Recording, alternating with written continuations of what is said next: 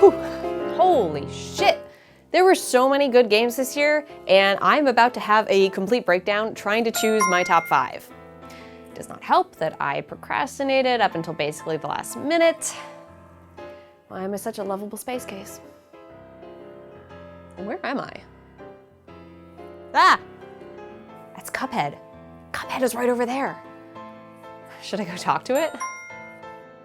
You know, I didn't actually beat Cuphead, but it's still on my Game of the Year list because, well, 1, it is fucking gorgeous, and 2, it actually made me enjoy playing a hard game that I wasn't necessarily good at. Cuphead makes it really easy to restart levels, and every time that you do, you know exactly what killed you. Sure, you might still need a few more tries to beat it, but hey, knowledge is power. And I can't count the number of times that I was totally blown away by some new configuration of a boss that was both awesome looking and also horrifying. But Cuphead isn't my Game of the Year. Aesthetically, yeah, it's my shit, but I think I need something a little more my speed.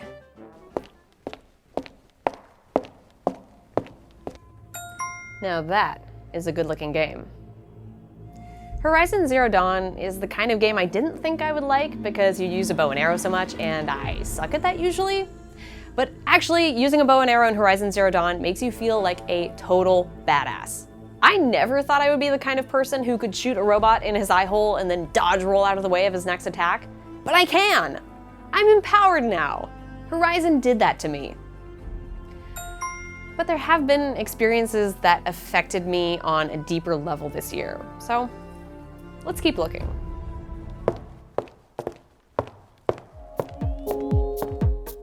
Oh my god. Butterfly Soup is so fucking good. It's so good. So this is a visual novel about 4 Asian American girls bonding over baseball and being fucking gay in the Bay Area. It walks this perfect balance of being really hilarious and slapstick in parts, but then also engaging with what it feels like to be growing up as a queer teen in our country's horrible political climate. And that makes it sound really serious and heavy, but like, I remember the Prop 8 vote when it happened, and this is an issue that Butterfly Soup deals with in its narrative. I remember when that happened, and yeah, I was upset, but that was just one facet of my life as a bisexual teenager, and Butterfly Soup really gets what that dynamic is like. I love Butterfly Soup, and I think everyone should play it, but I'm not ready to settle down just yet.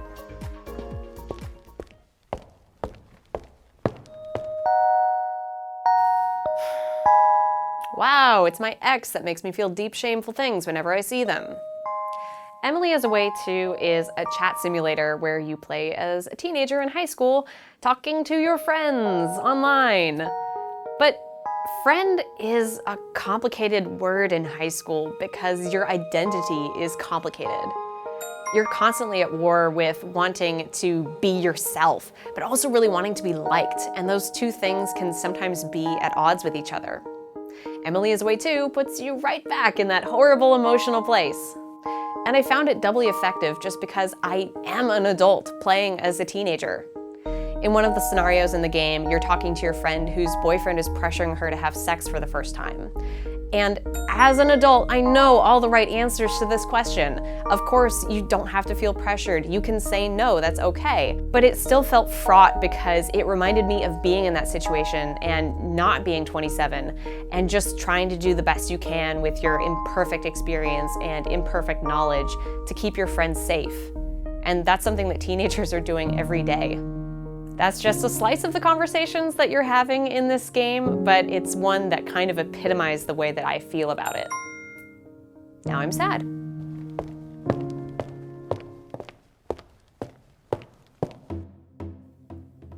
Oh shit, it's What Remains of Edith Finch. Right off the bat, I was attracted to this game. It takes place in the Pacific Northwest, which is where I grew up, and it's about families and death and houses that take on lives of their own. I think the games that stay with me the longest are the ones whose worlds feel visceral and real, Think the original BioShock. Think Edith Finch. In What Remains of Edith Finch, you play as a young woman returning to her family home to uncover the stories that your mother never told you about all your relatives who have died. As Edith, you explore the house and find the things left behind by each person who died, and eventually play through a vignette that shows their death. It's hard to talk about this game and truly convey the depth of the emotions that it made me feel. I can say that it's mechanically interesting. I can say that it was effective. I can say that it had stellar environmental design. And all of those things are true, but they're not quite adequate, though they all do feed into why this game affected me so much. I'll grant that What Remains of Edith Finch also came to me at exactly the right time. I had just experienced the death of a family member and had been to a house full of relics of that person's life. That timing certainly did make the game more poignant to me, but at the end of the day, a person's Game of the Year choice is always going to be completely subjective and completely personal. What Remains of Edith Finch hit me like a fucking truck, and it made me think about family and death and how our stories and legacies are passed on. It's really fucking good, and it's my Game of the Year 2017. All right, those are my top 5 games of 2017. If you liked this video, make sure you subscribe to this channel. There's lots more content that doesn't involve me talking about being sad. And of course, you can watch the other video producers' choices for top 5 games in the playlist. That's all. I will see you in 2018.